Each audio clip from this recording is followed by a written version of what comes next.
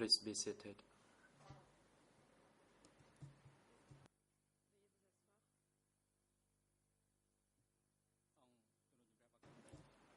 The court is now back in session.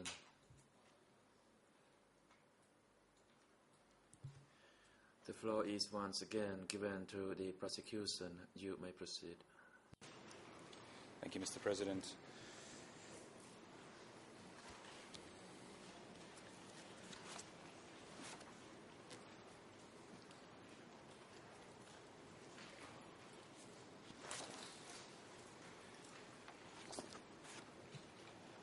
Just returning briefly to Sector 37, which you say was in Koh Kong Province. Were you based in Sector 37 during your time in Koh Kong?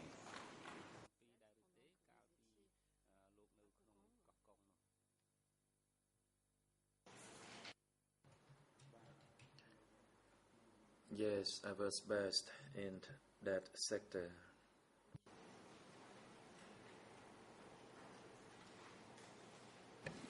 And when you said in that passage that we looked at earlier that the sector secretary, Nyik, was sent to the zone, what did you mean by that he was sent to the zone?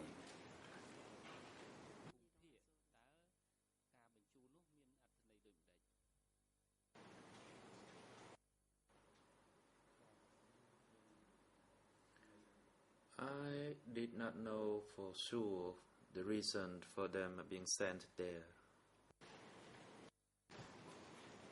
If I can just ask you more specifically, what location, what place were you referring to when you said to the zone?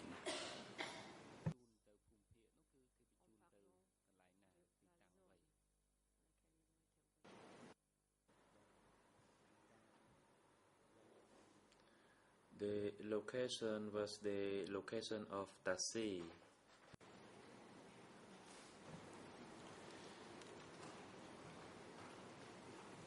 Thank you. I would like to return briefly to the issue of telegram communication, because we have a few documents that I'd like to show you and see if you're able to assist us in understanding them a little bit better.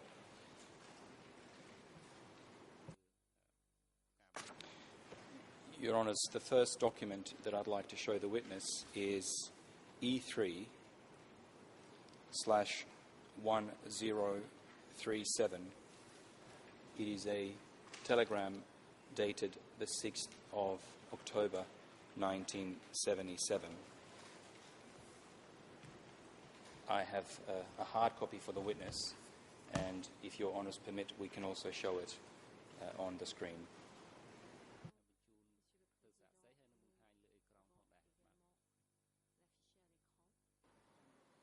President, yes, you may proceed.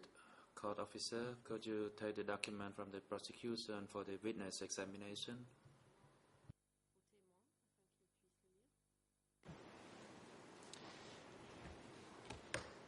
Now, I realise the writing is very small in Khmer, so I'll try and assist by reading from the English translation.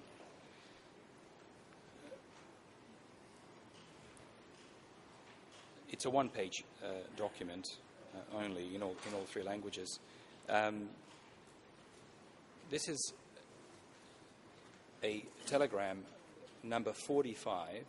It's dated the 6th of October 1977,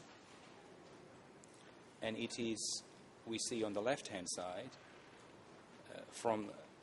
we have the heading West Division Political Section, and then at the bottom of the page on the right-hand side we see that it is authored by Office 09 Koh Kong. Is that a reference to your office in Koh Kong or another office?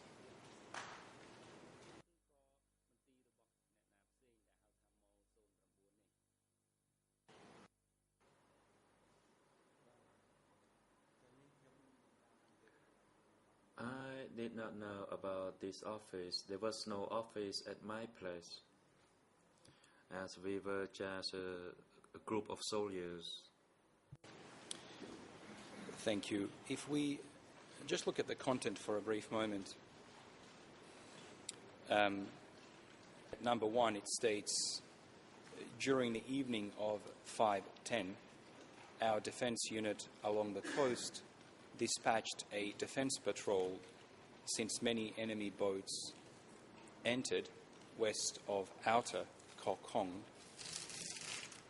And then number 2, arriving at 4 in the morning, one enemy vessel was captured west of Koh Shrao Island. And at number 3, it states that one Thai person was aboard that vessel. Does that refresh your memory? Is this an incident that you are familiar with?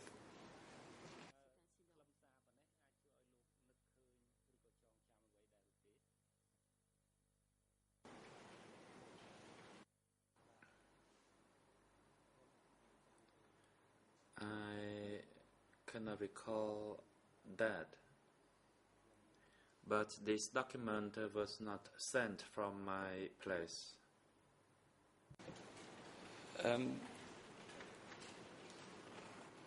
Now, you told us that you sent telegrams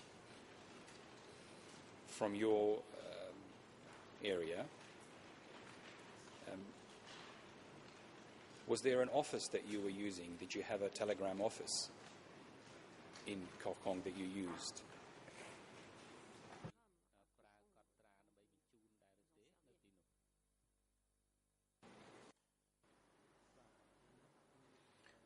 At that time, there was no office.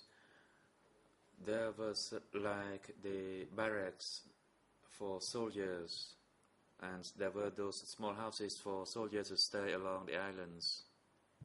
And do I take it that there was a telegraph machine that you used to communicate with Suong?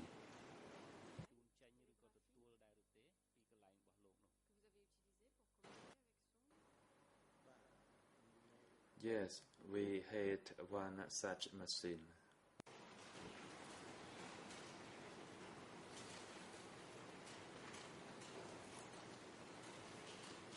Looking at the bottom left-hand side of the document, and tell us if you're not able to assist, we see copies, Brother 89, Office Archive Files. Do you know who Brother 89 is being referred to in this document?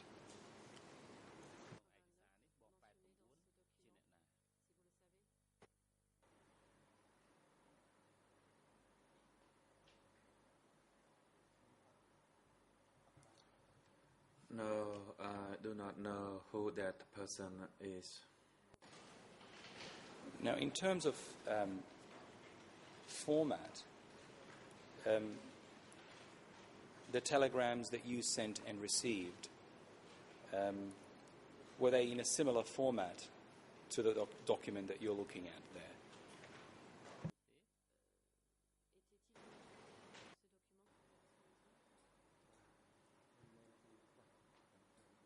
No, this is not the kind of the document belonging to my area. What were some of the main differences? How did your telegrams differ from that telegram?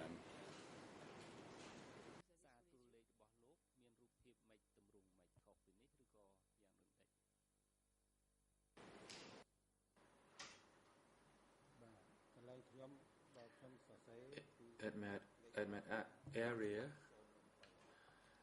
we would have 07 to designate our path. I understand. So your office number was 07, and this was a different office, 09 in Koh Kong. Is that correct?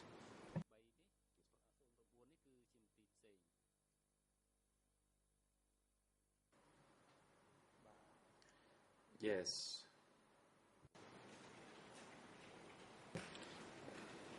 Thank you. I'd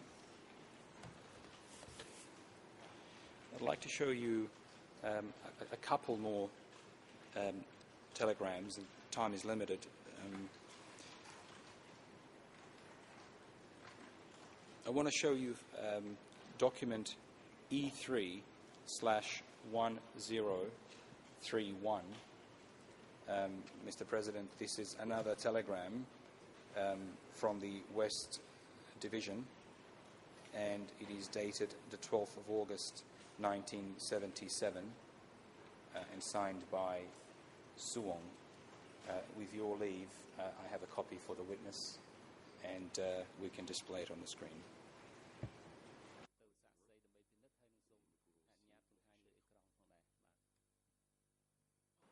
President, yes, you may proceed.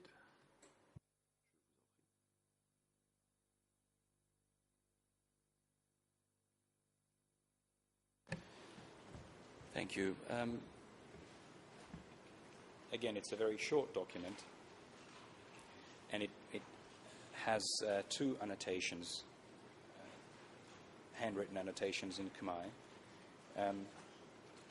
It has the heading Western Division Political Section, top left-hand corner, and it states,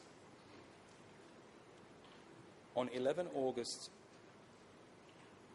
at 10 a.m., an enemy jet plane, S-15, was flying over our islands at Kok Kong Krau from the north to the south. And the person who is the author of that telegram is Suong.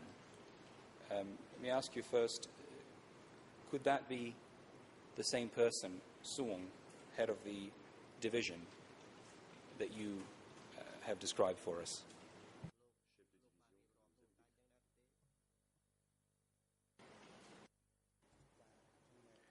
Yes, that is correct. Now, it is referring to an enemy plane flying over islands at Kok Kong Krau. Was that one of the islands that you were responsible for protecting?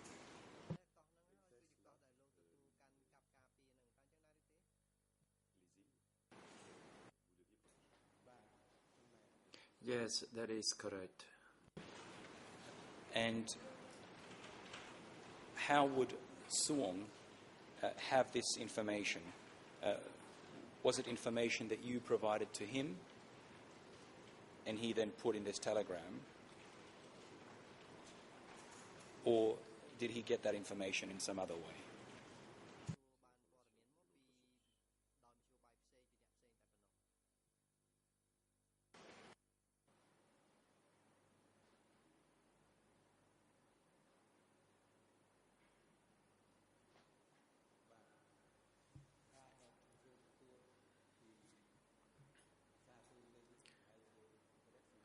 It is likely that this information was relayed to Seung by the battalion commander during my absence.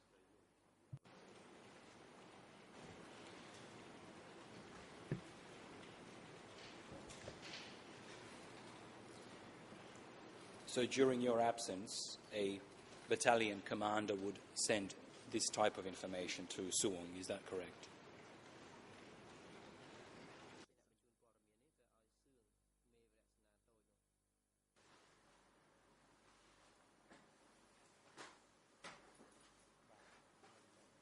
Yes. If we take a brief look at the annotations, they are signed by Q. Do you know whose alias that is, Q?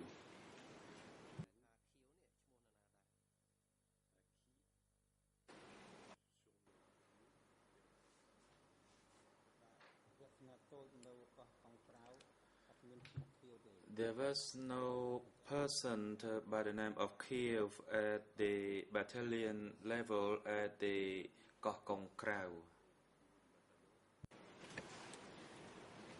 Do you recall any other individual, not in Koh Kong but elsewhere, who had the alias Q?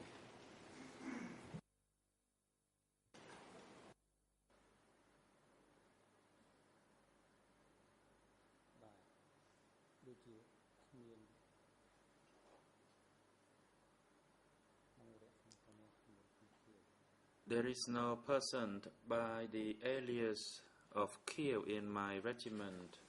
I did not know whether this alias belongs to somebody else outside of my regiment.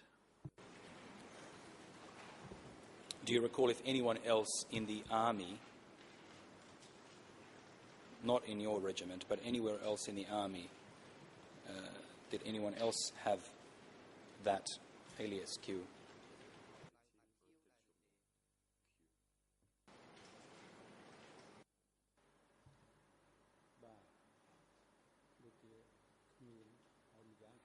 It seems no, because I did not know everyone.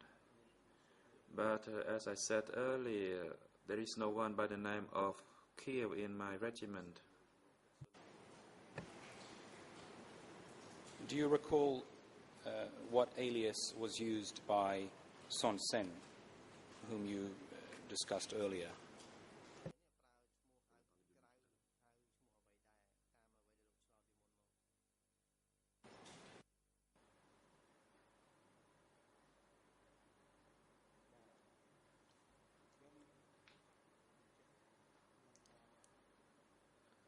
I already stated that there is no one by the name of Kiev in my regiment, but if it is at the general staff level, Kiev referred to Son Sen.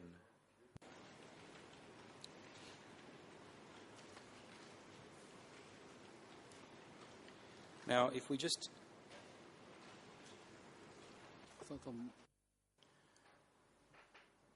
President, the International Defense Council, you may proceed. Oui, merci, Monsieur le Président. Thank you, Mr. President.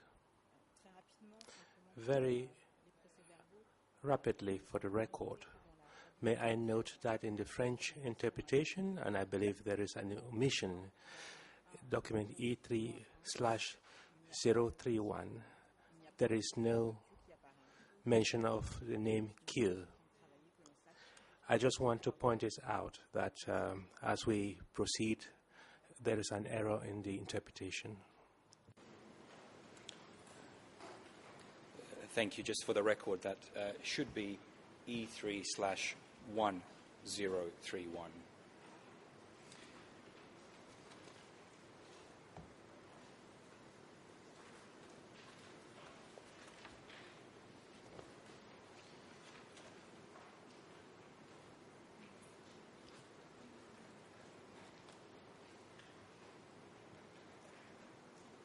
If we just look at that first annotation on the left-hand side to see if you recall the event, it states the following: to Ankara for information. Based on the oral report of Comrade Mut, yesterday we caught a boat 150 HP in Koh Kong Krau on the southern part of the island, the place where brother and I docked the ship. Arrested 4 Thais and 1 Khmer. Their responses are relevant. There were bamboo rafts on the boat under interrogation. I know we're discussing events which took place a long time ago. I wonder if that description refreshes your memory, this is August 1977.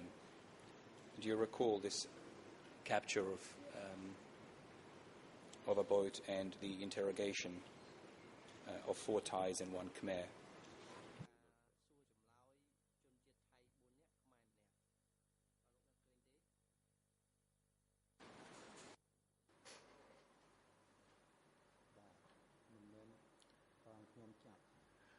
My unit did not capture these people. Thank you. Move on to another document. Just one more telegram from the West Division. Your Honours, this is document E3/1001. It's another brief telegram dated the 31st of March 1978. With your permission, I have a hard copy for the witness.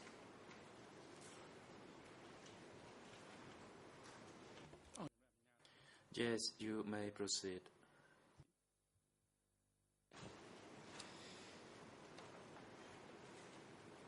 Looking at this document, Mr. Vaughan, again it is signed by Suwon, 31st of March 1978. In the top left-hand corner, again, we see the West Zone Division. And I just want to look at the content to see if you recognize this event. Number 1, on the night of 29 March 1978, at 3:15 a.m., we seized 3 Thai boats in front of Yo Island.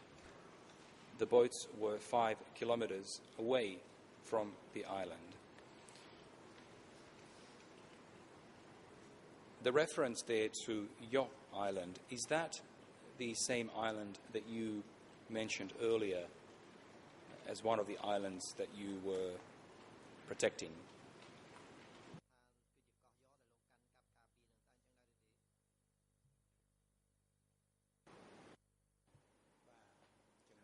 Yes, that is correct. It was from my unit. Now we see that at number 3, there was an arrest of 1 person. Is this an event that you recall? Was this a capture by your regiment?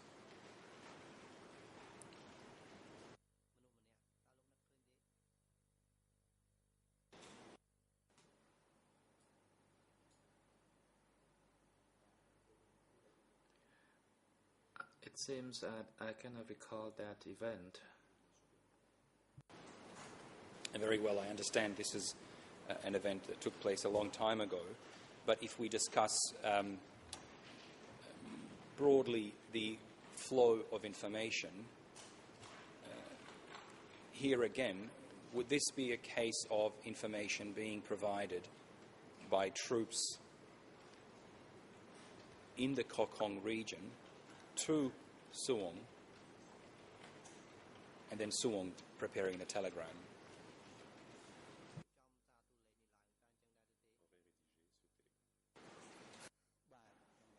Yes, that is correct. Thank you.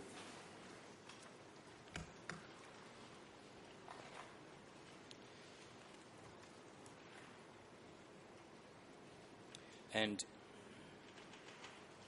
one last document that I wish to show you on this issue of communications within the military. This is document E3/1132. E3/1132. It is a report by the Office of General Staff on telegrams received during December 1976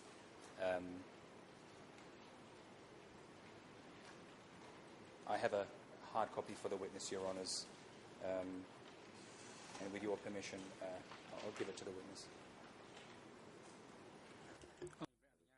Yes, you may proceed.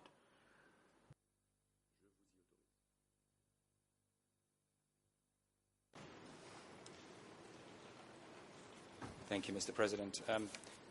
This document is a little bit longer, and I want to try and be very brief.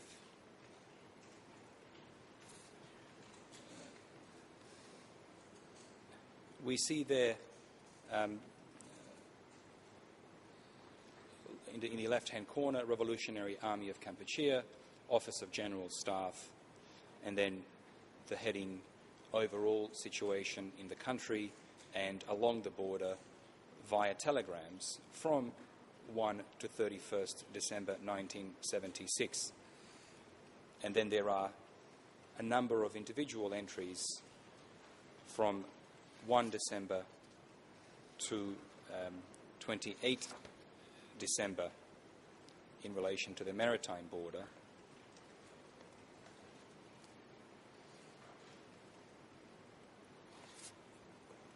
And if we just look at the last entry as an example,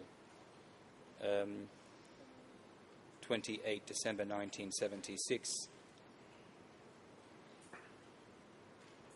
it says the following: at 11:30 hours, our patrol unit exchanged fire with Thai soldiers who were preparing their defence line along the border north of the rubber plantation. And it explains that encounter.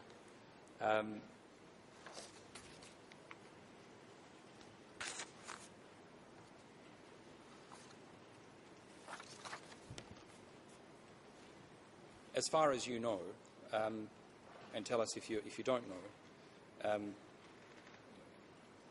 is this document a collection of reports being received about the situation along the maritime border?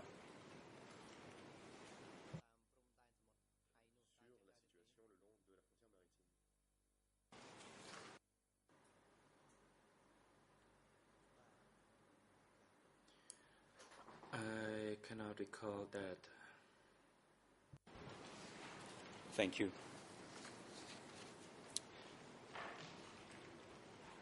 Now, I would like to move on to a different topic.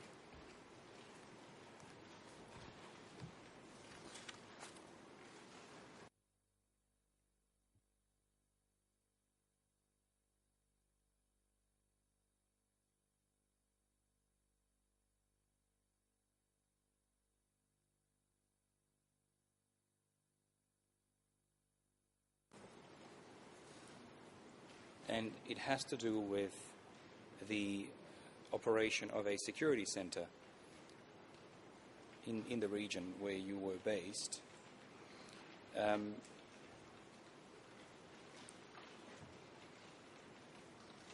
This is discussed in your second interview with the investigators, document E3/80, and the relevant questions and answers are from number 4 to number 7. In number 4, you say that there was a security centre in Prey Nob district in Kampong Som province, and that it was Kok Kiang Security Centre. In number 5, you say that the centre belonged to the sector and zone, and that Ta Suong occasionally visited Kok Kiang, and some Division 1 soldiers were arrested and sent to Kok Kiang Security Centre. Do you recall when this security centre commenced operation?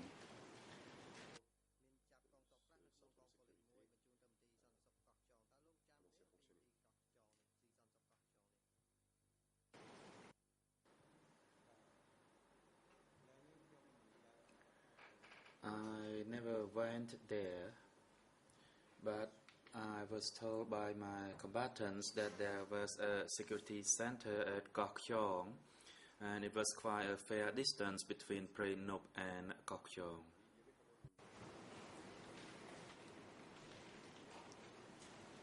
And how did you know that Ta Suong would occasionally visit this security center?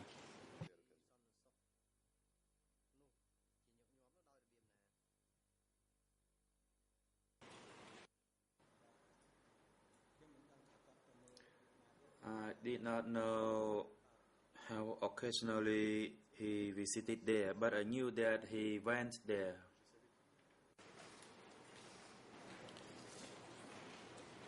Did he have some responsibility for that center?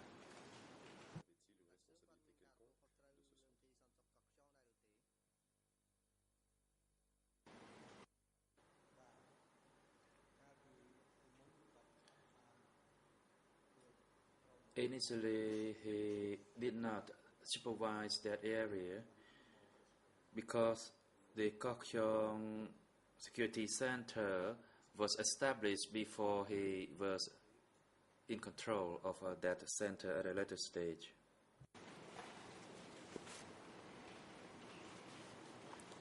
So returning to my earlier question, was it already in place in 1976 when you became Deputy Division Commander?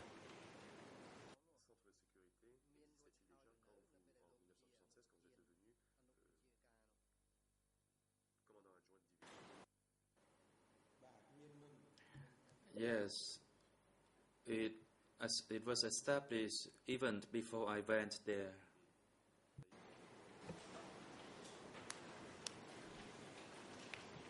Now, you describe in that same statement in question and answer number 6 that the soldiers arrested and sent to Kok Yong were, for instance, those whose fathers had been soldiers in the previous regime. Could you describe for us what other categories were sent to Kok Yong? What categories of people were imprisoned there?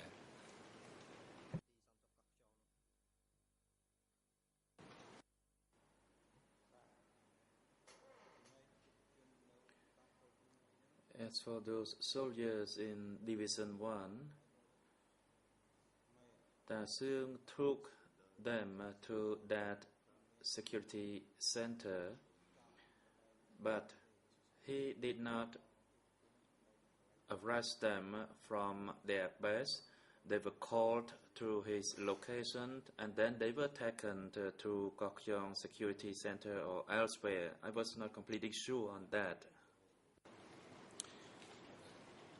Thank you.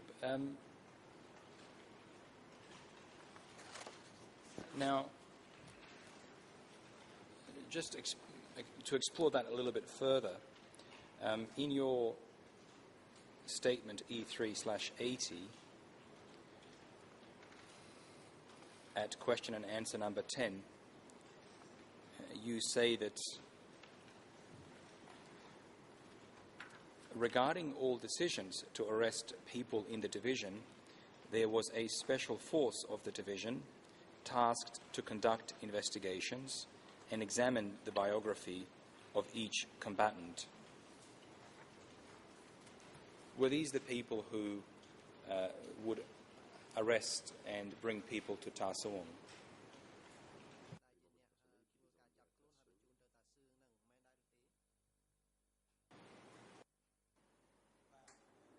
Yes, that is correct. And that special unit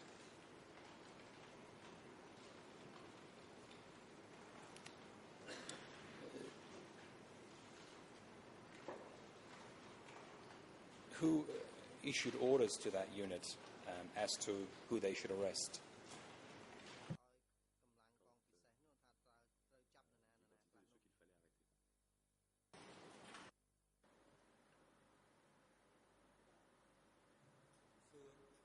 It was Seung.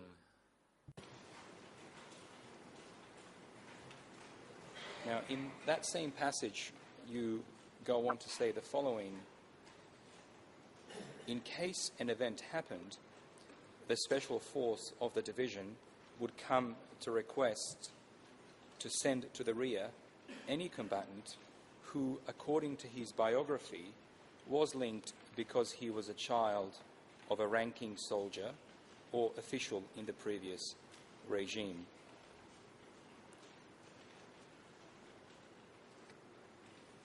So, do I understand correctly that this unit was reviewing biographies and identifying people linked to the previous regime?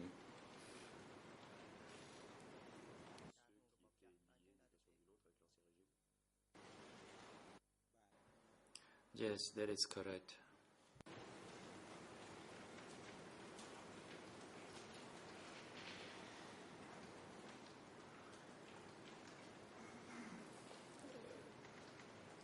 What is your understanding as to why they were looking for people with links to the previous regime in examining biographies?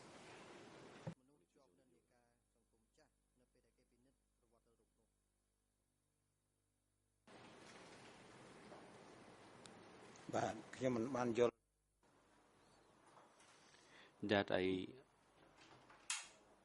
do not understand why they try to single out the children of the officials or soldiers from the previous regime. I did not understand the motive.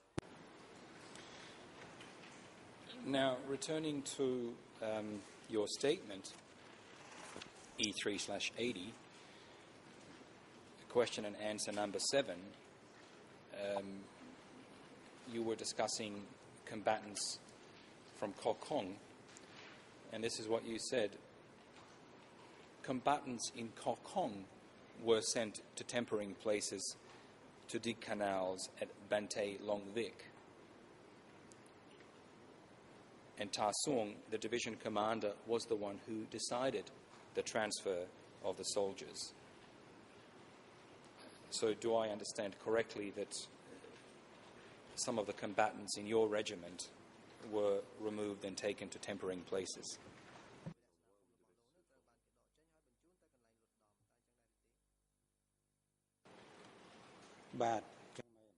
Yes, that is correct.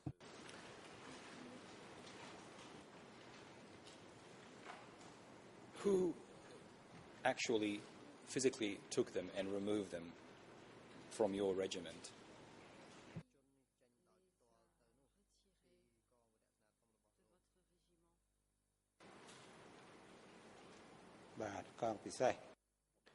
The special division.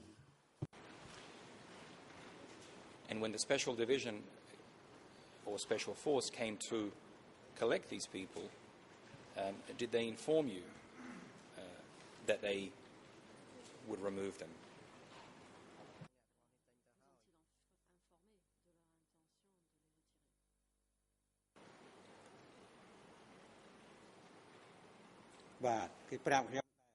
Yes, they did.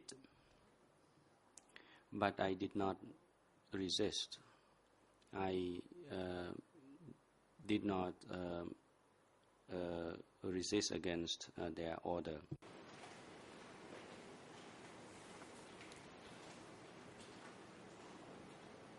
And why did you not resist them removing soldiers from your regiment?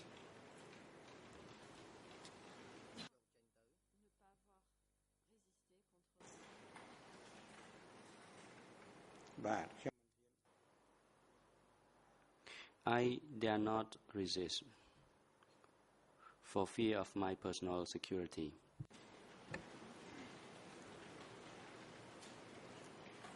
What were the reasons that the special force would remove soldiers from your regiment?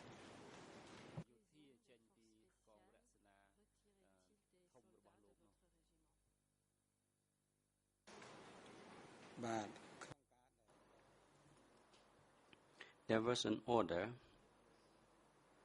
and the order came from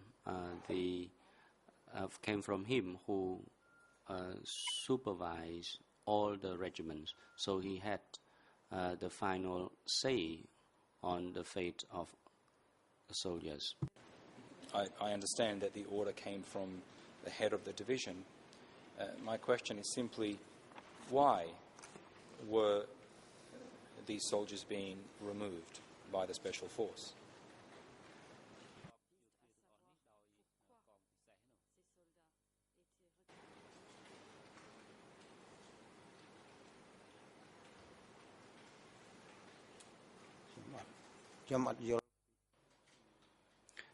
I do not understand your question. Could you please clarify it? Of course. What were the reasons that soldiers would be removed from your regiment?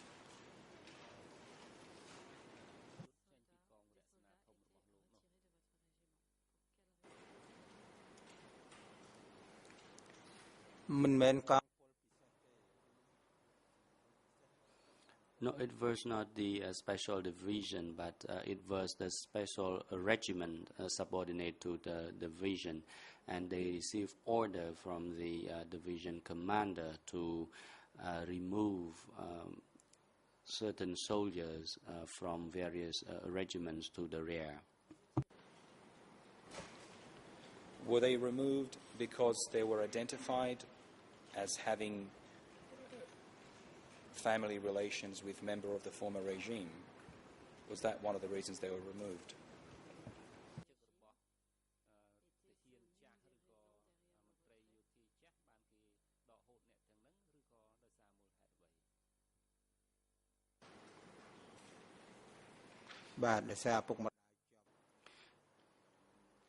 Yes, that is correct, because they had some family connection with the previous regime. In your third statement, E3/73, at question and answer number 2, you said, in relation to people being purged in the West Zone, you said, for example, when there were bandits and when people attempted to flee to Thailand. Are these additional reasons why people were removed? Because they were bandits or because they attempted to flee to Thailand?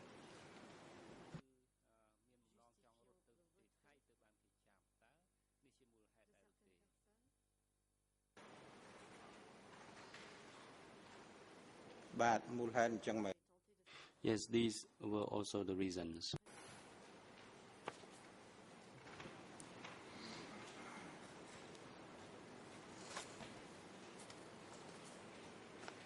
Now, we saw earlier from your statements that you sometimes attended meetings with Ta Suong. I think you said it was once every 3 or 4 months. During those meetings, did Ta Suong discuss the arrests and removals of people?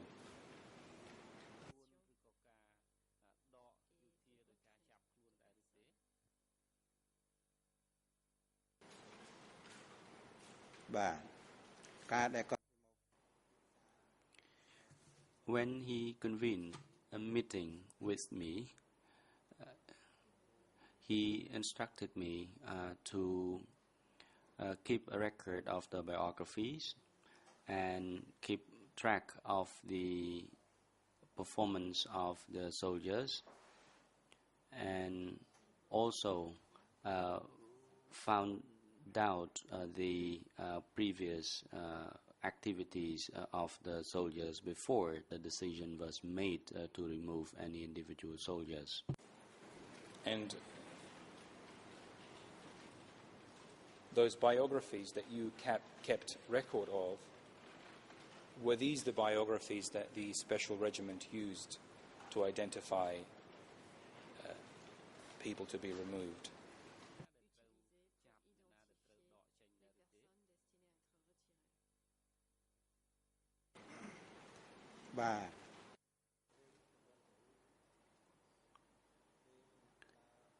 As far as the biographies were concerned, they collected those biographies and hand them in to the Seung. Thank you. Move on to another topic in the interest of time. In your second statement, E3/80, and the relevant questions and answers are from number 14 all the way up to number 21. You discussed congresses of the West Zone, which you attended.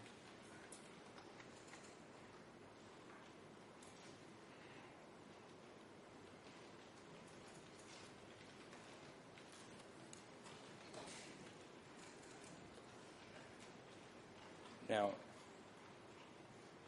if I understand your answers correctly here, you recall having attended two congresses, a West Zone Congress and also a military Congress of the West Zone.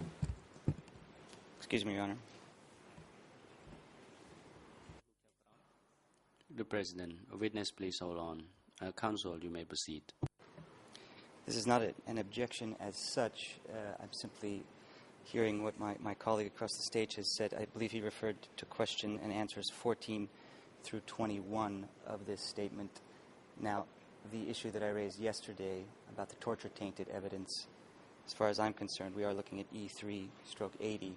That falls directly within that range. So I would just like to ask the Chamber to caution the prosecution to tread carefully here. We are in the realm of torture-tainted evidence, and some of what this witness has said with respect to the questions that have just been put by my colleague were elicited from questions put based on torture-tainted evidence by the OCIJ investigators. So I just wanted to flag that for the moment. Thank you. If I may respond briefly, Mr. President. The Chamber ruled yesterday that the statement is in evidence, and of course it ruled also that the confession itself, the content of the confession, will not be relied upon contrary, in a way that will be contrary to the Convention Against Torture. I disagree with my friend that the witnesses' answers are in any way based on that document. In fact, the witness discusses a Congress he attended before that document is mentioned. He then essentially gives evidence from his own memory, and that's all I seek to do. I seek to ask the witness questions based on his own memory and not by reference to any confessions he may have been asked about.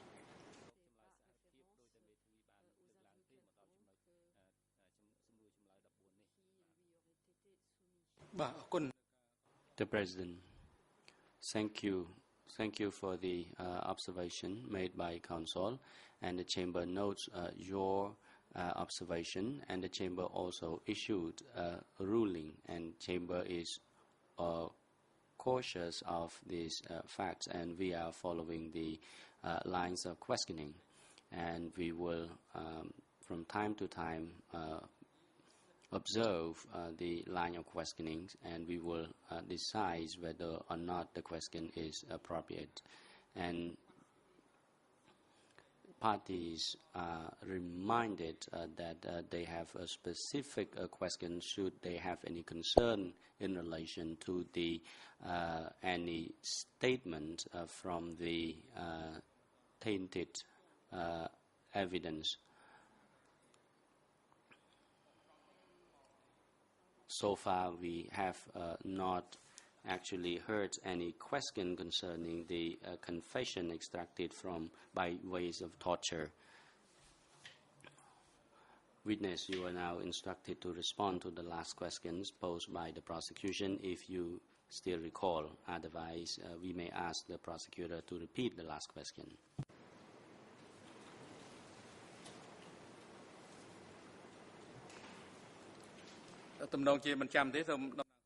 The President, it appears that the witness does not recall the last question posed.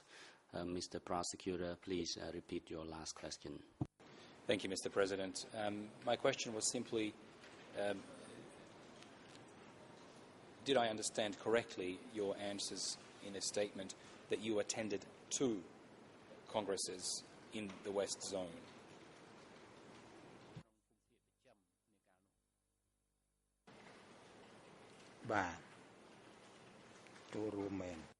Yes, I did participate in those congresses. Thank you. Now, at question and answer number 16, and please only tell us what you recall from your memory, you said that Ta Nun Chia or Ta Pol Pot were usually present at the zone congresses.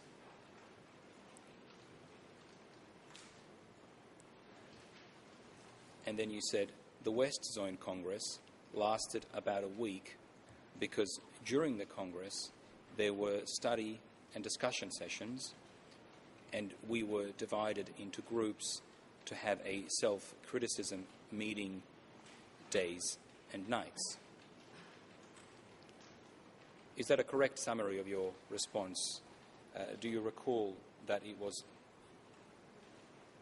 Nun Chia or Pol Pot that would attend zone congresses?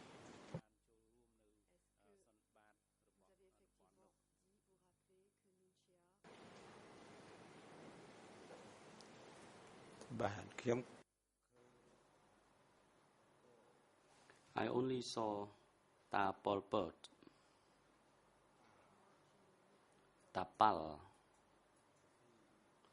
Ta Si,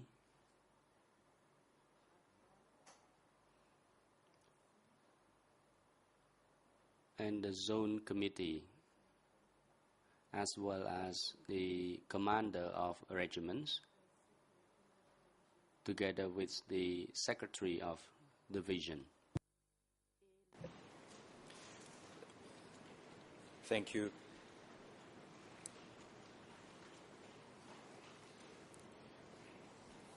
How did you learn that it was usually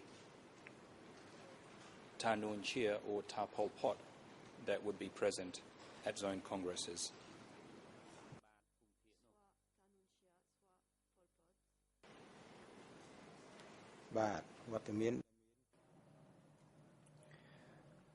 The leaders in attendance in those congresses were Ta Pol Pot, Ta Pal, Ta Si, and then commanders in the military ranks, but I did not see Nun Chia. I might just repeat that question to make sure we understand exactly what you knew. You said that Ta Nun Chia or Ta Pol Pot usually were present at zone congresses. Objection, Your Honor. The witness said Ta. The President, witness, please hold on. Counsel, you may proceed. Thank you. As far as I can tell from the statement, the witness said Ta Nun Chia or Ta Pol Pot were usually present, etc., etc. That's what's stated in the question that immediately follows the use of the torture-tainted evidence, whereby the name, brother number 2, was put to the witness by the investigators from a confession. The witness didn't say it on his own. That's our position. That's exactly the point I was trying to make yesterday. That's the point I'm trying to make today. This witness has been improperly influenced by torture-tainted evidence, and now it's coming out in court. If I may respond, Mr. President, I disagree with my friend. First of all, these words, Ta Nuon Chia or Ta Pol Pot, were usually present, are the witness's words. They're not from the confession. These are the words that he spoke, and he confirmed earlier that these were his words. I was very cautious, and I asked him to give us only the information from his own memory, and that's where I was heading. I just wanted to clarify whether this information was from his memory or whether that was a mistake, and then I would move on. If I could just reply very briefly. I think the witness was... The President, Counsel, you need not reply to the response made by the prosecution. In the conduct of the hearing, we would not grant leave for the party to reply to a response.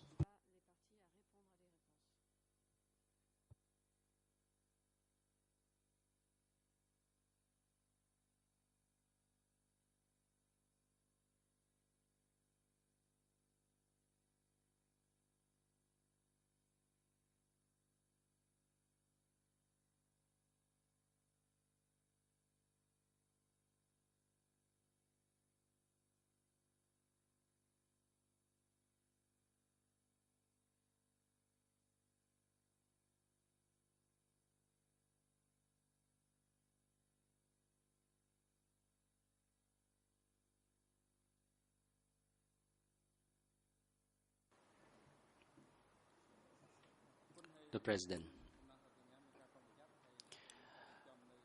Mr. Prosecutor, please be cautious of your line of questioning, and we would like to remind you to rephrase your question, and the question should be directly put to the witness, since the witness is now in front of the chamber, and you should be specific and direct to the witness in question. Thank you, Mr. President. Mr. Vaughan, based on your recollection,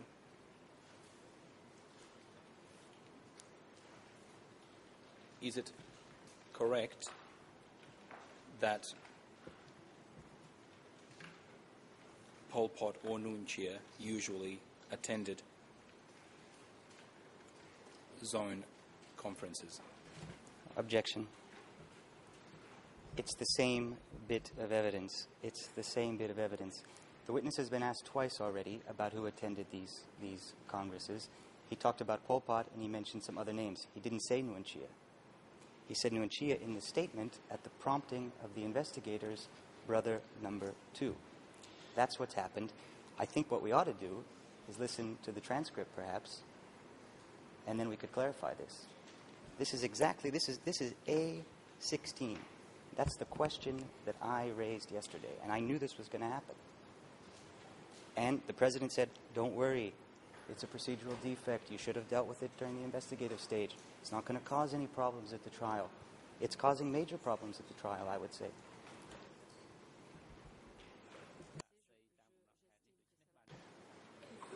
Thank you, Mr. President. My friend is quite mistaken. I was very careful. I'll stop.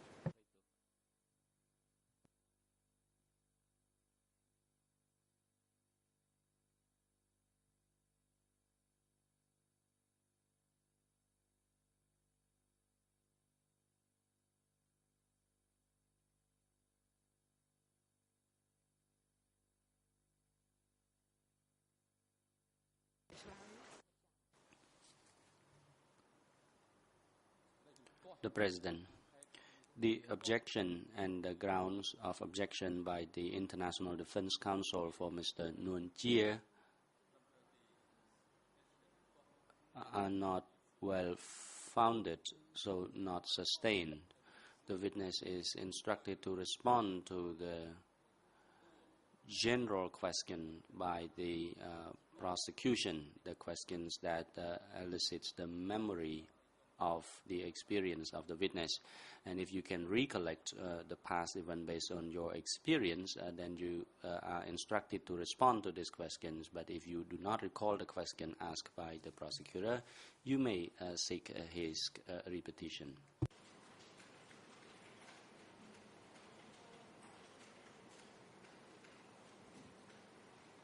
Perhaps I'll just repeat the question.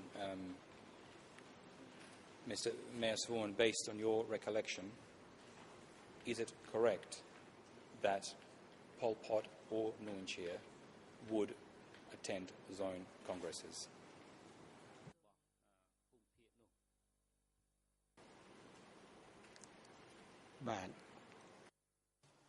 Response. I do not recall it very well, but in the zone congress, I did see the leaders, but I did not see Nguyen Chia. But I don't know whether or not he attended in those meetings, but I did not know. Thank you.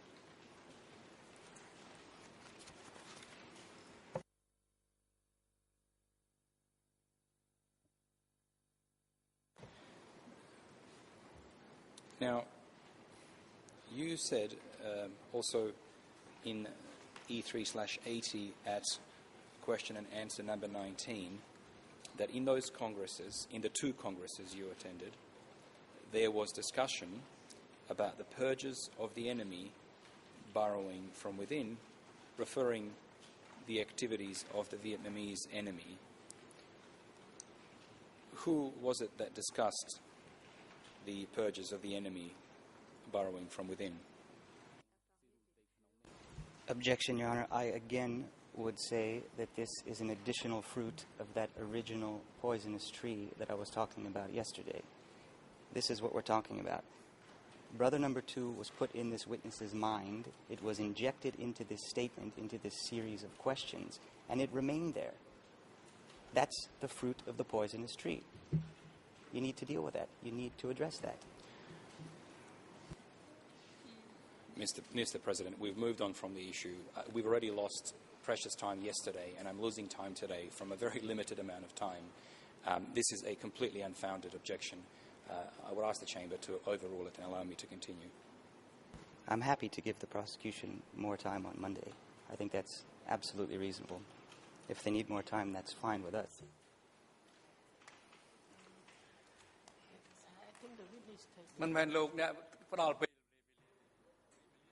It is not the party who decides how much time is to be allocated to parties. It is the discretion of the chamber. It is not up to the party to decide as to how much time the other party should have time. You may have been mistaken with your role in the proceedings.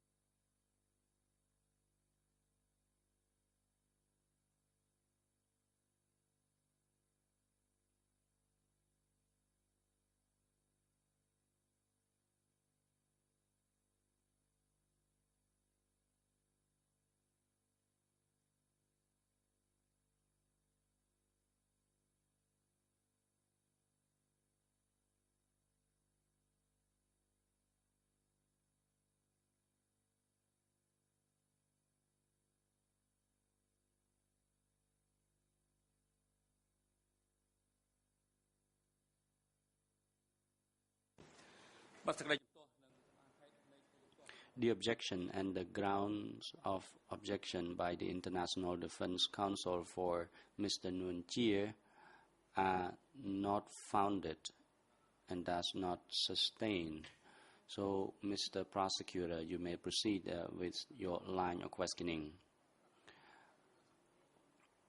However, the Chamber reminds the prosecutor that your question should relate to the experience of the witness before you. Thank you, Mr. President, and we will continue to ask about the witness's own experiences. Mr. Vaughan, just if I can repeat that last question, who was it that discussed the purges of the enemy burrowing from within at the Zone Congress?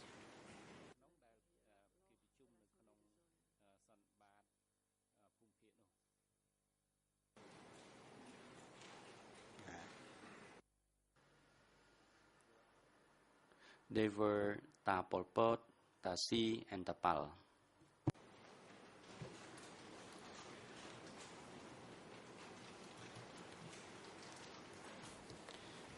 Now, in a separate statement, E3/73, at question and answer number 11, you said the following: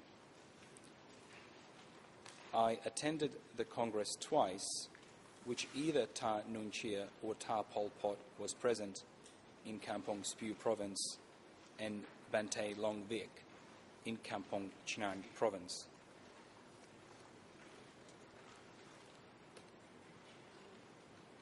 What was the reason that you said that it was either Ta Nguyen Chia or Ta Pol Pot that attended the congresses that you attended, based on your own memory?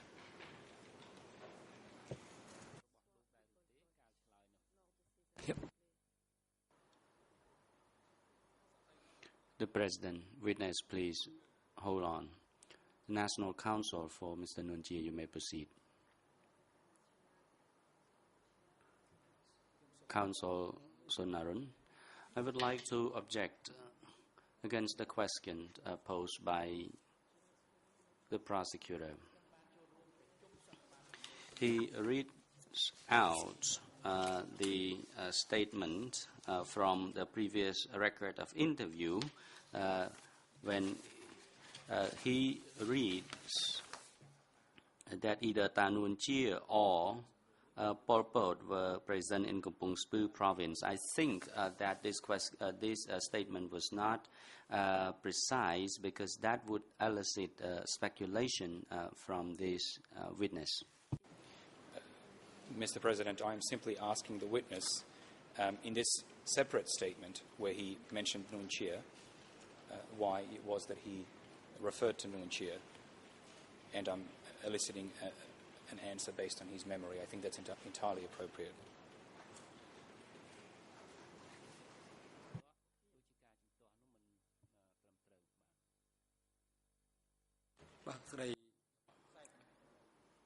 The President, the objection by the Defense Counsel for Mr. Nguyen Chia against the question by the prosecution is not sustained.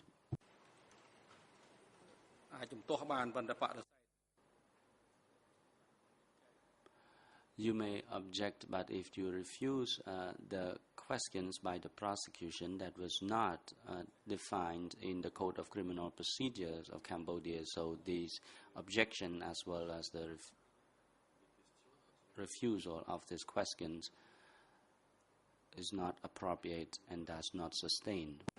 Thank you, Mr. President. So just returning to that statement that you gave, Mr. Mayor Sworn, when you said that the congresses you attended, that it was either Ta Nguyen Chia or Ta Pol Pot that was present, what was the reason that you said it was either Ta Nguyen Chia or Ta Pol Pot?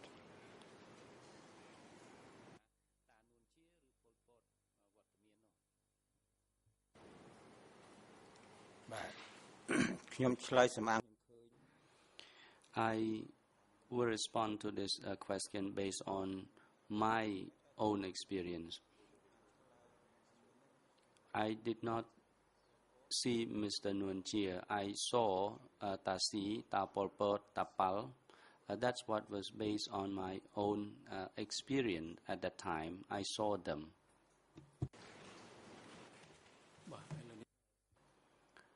The President. The time is now appropriate for lunch adjournment. The chamber will adjourn now and resume at 1:30 this afternoon.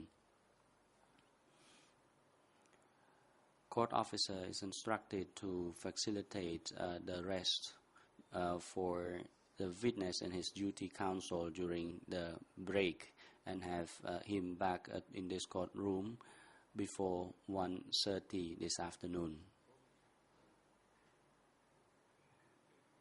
Counsel, you may proceed. Thank you, Mr. President. I have three very brief points. My first point, returning briefly to something that we just discussed, I'm certainly not trying to overstep my bounds or go beyond my position. I do appreciate, though, that time is lost, substantive time is lost on objections, and I'm simply trying to make it clear to the Chamber that we, the Nguyen Chia defense team, has absolutely no objection to the prosecution being given a bit of extra time on Monday. In fact, if they need 15 minutes of my own time, they can have it. I just wanted to make that very clear. I'm not trying to take over your duties, Mr. President. I would certainly never attempt to do that. My second point is with respect to an application I made yesterday about the possibility of Nguyen Chia being given time to make some comments, some remarks in reaction to the closing order. Quite frankly, I didn't understand your ruling. There's been no transcript circulated. I had to look at the Cambodia Tribunal monitor, and according to that source, the trial chamber would first hear the testimony of witness TCW 428. So does that mean at the conclusion of this witness's testimony, Nguyen Chia will be able to make the remarks that he requested to make yesterday? Just so I have it very clearly.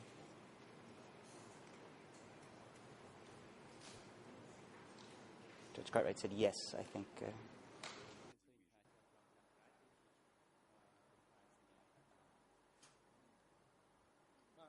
The President.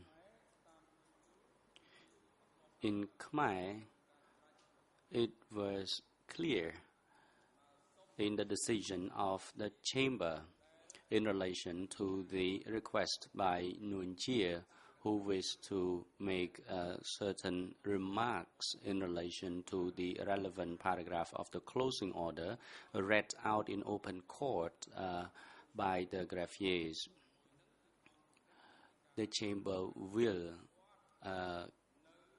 consider granting leave for him to make such remarks following the conclusion of the hearing of testimony of witness for TCW 428, and we would choose any one morning of the court hearing days for him to make such remarks in relation to the scope of the relevant paragraph of the closing orders read out by the greffier in case 002/01. And that should be clear to all parties, even ordinary and other reasonable people would understand this ruling. I'm certainly not a reasonable person, Your Honor. Thank you very much for that.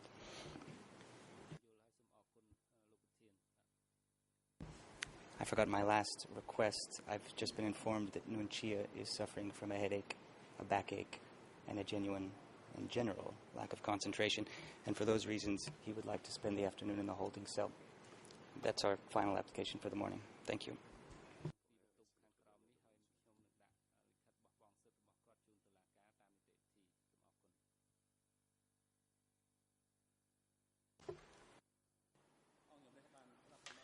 The Chamber notes the request by Mr. Nguyen Chia through his defense counsel to follow the proceeding remotely for the remainder of today's proceeding due to his health reason.